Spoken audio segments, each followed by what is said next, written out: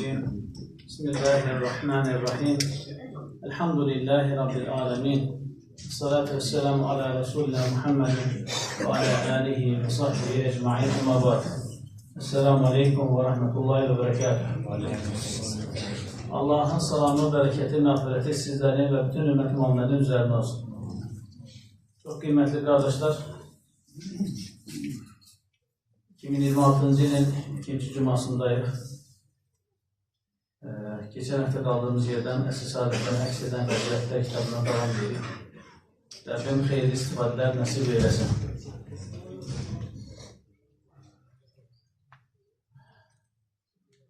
Hafiz İbrahim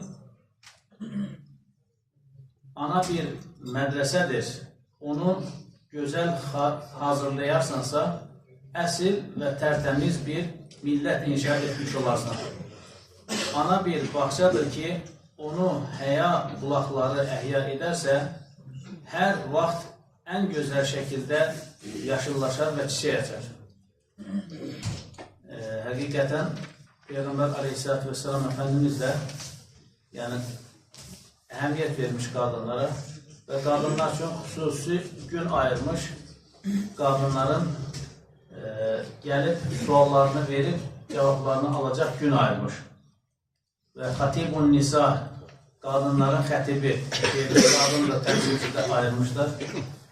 Resulullah s.ə.və suallar verərdi, qadınların istədikləri, öyrənmək istədikləri sualları cavablandırmaq üçün Allah Resulü Aleyhisselam Efendimizə sual verərdi, Allah Resulü onlara cavab verərdi.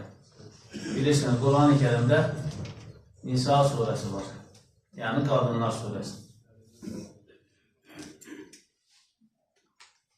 Yəni bir millətin gələcəyini əmniyyət altına almaq istəyirsənsə, o millətin qadın gənclərinə xüsusilə əhəmiyyət verib onları gözəl yetişdirmək lazımdır. Ədəbli, ərkanlı, tərbiyəli, əxlaqlı və ilimli.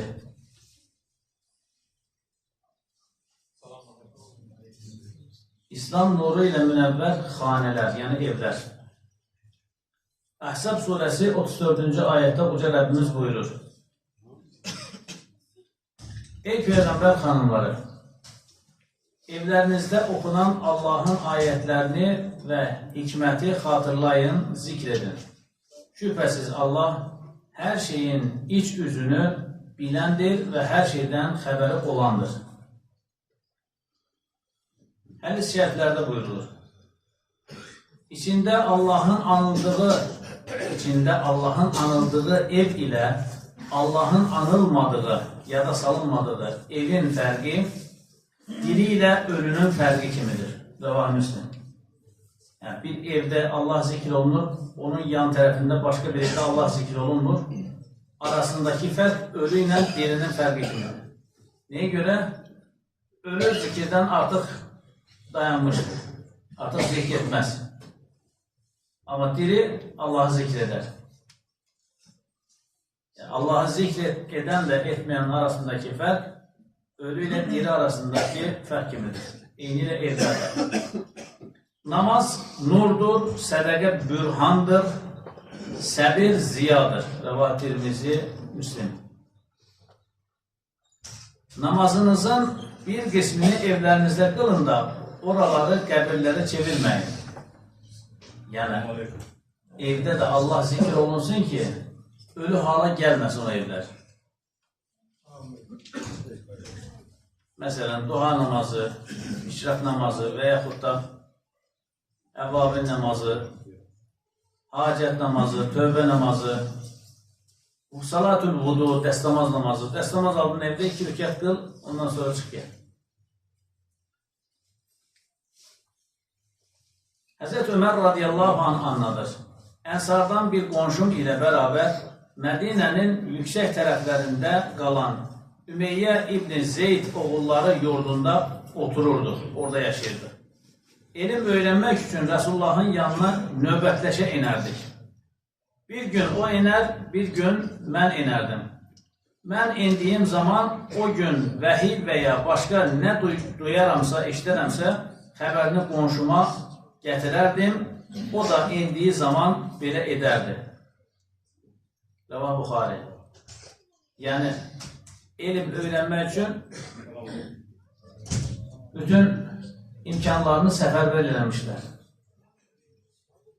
Bir gün biri dünya işinə məşğul olur, birisi axirət işindən gəlir elm öyrənməyə. O birisi gün, o birisi.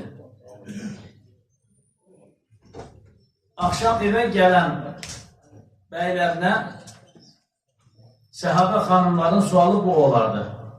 Bugün hansı ayət nazil oldu? Allah Rəsulunun bugün hansı hədis-i şərifini əzbərlədin? Yəni onlar çarşıda, bazarda nə var? Şamdan hansı mallar gəldi? Çindən hansı ipəkli parçalar gəldi deyə soruşmaz. Ahirət əndişəsi ilə tətbiq edəcək dəva, yəni reseptlərini təlim etməyə çalışardılar. O xanımlar səhər bəylərini yola salanda da, uğurlayanda da aman ha, bizə yanlış bir loğma gətirmə. Biz dünyada hər şeyə qatlanarıq, amma cəhənnəm əzabına qatlana bilmərik deyərdilər.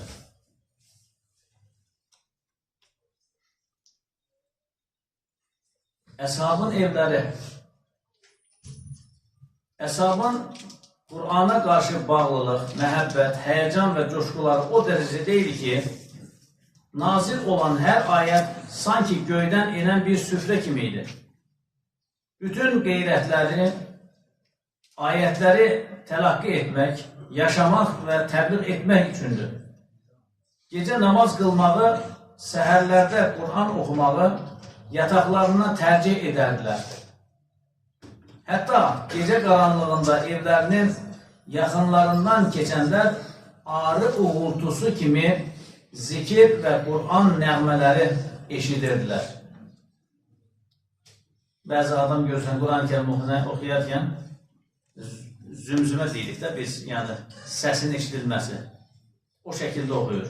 O da səhabənin evlərinin ətrafından keçənlər arı uğultusuna bənzədərlər. Məsələn, Qur'an-ı Kərimdə, Qur'an əlifbasında dad hərfi var, dad hərfi. Literaturda, yəni Qur'an literaturunda o hərfi tanıtmaq üçün əsərdə, yazılmış əsərdə keçir. Deyir ki, dopuya düşən arı uğultusu səsi. Dopuya düşən arı uğultusu səsi. Çox çətindir o hərfi çıxartmaq. Dilin